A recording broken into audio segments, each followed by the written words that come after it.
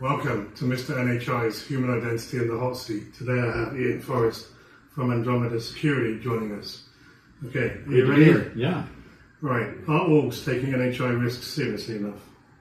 I think, orgs are taking it seriously. I'm not sure they know all what to do with it, but certainly I think the attention is there, and now it's just a matter of having an action plan. Excellent. Is IAM for AI more important than AI for IAM?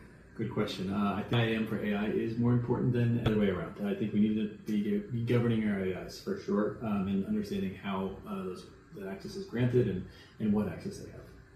Excellent. Does agentic AI security equal NHI security? No, I think I think they're similar. I think they probably have very similar strategies, but the risks are different.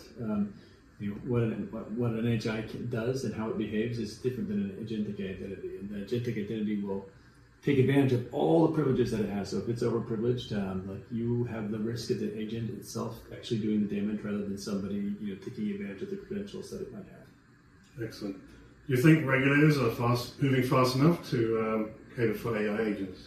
I don't think anyone can move fast enough to cater to AI agents. They are just exploding at a rate that is too hard to keep up with. So we're doing the best we can, but no, I don't think so. We're trying. And are you a fan of vibe coding? So I grew up as a software engineer. I love writing code. I hate vibe coding. I actually don't like the practice of doing it. I recognize how important it is to be able to deliver code more quickly, but I have a very conflicted nature about the vibe coding specifically. Okay. It's a new response I've not heard before. I have mixed feelings as well, because I've been playing with it a little bit recently, also being a software engineer, and I was shocked at the number of kind of places it was recommending using hard-coded static credentials, which was something you covered in your talk earlier. Okay, are CISOs ready for the fleet of autonomous agents? Are CISOs ready for the fleet of autonomous agents? I think that CISOs are being pushed to implement AI faster than they can have governance and control around it. So I think they're trying to, just like everybody else, is kind of the theme of this conversation. But no, I don't think they're quite ready. But we're trying to build the tools to help them get ready, and also trying to help build the models that they can use to get their arms around it. Great. Do you think static long-lived credentials will still exist in 5 years' time? Yes. Okay. And do you think orgs are putting time to market ahead of security controls for agents?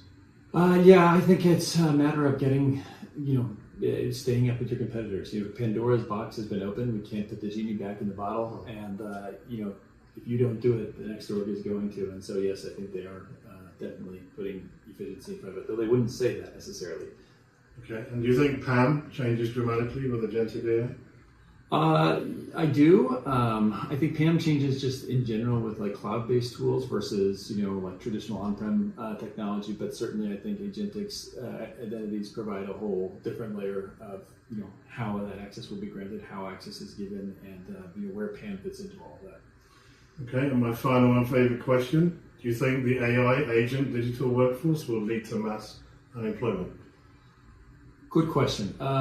Eventually, maybe. I think that we're very far away from like general artificial intelligence, and I think we're going to see a change in the type of work that the workforce is doing and kind of what the individual jobs are going to be. But I think we're far away from mass unemployment. But eventually, I think it's a real possibility. Thank you for being in the hot seat. Thank you.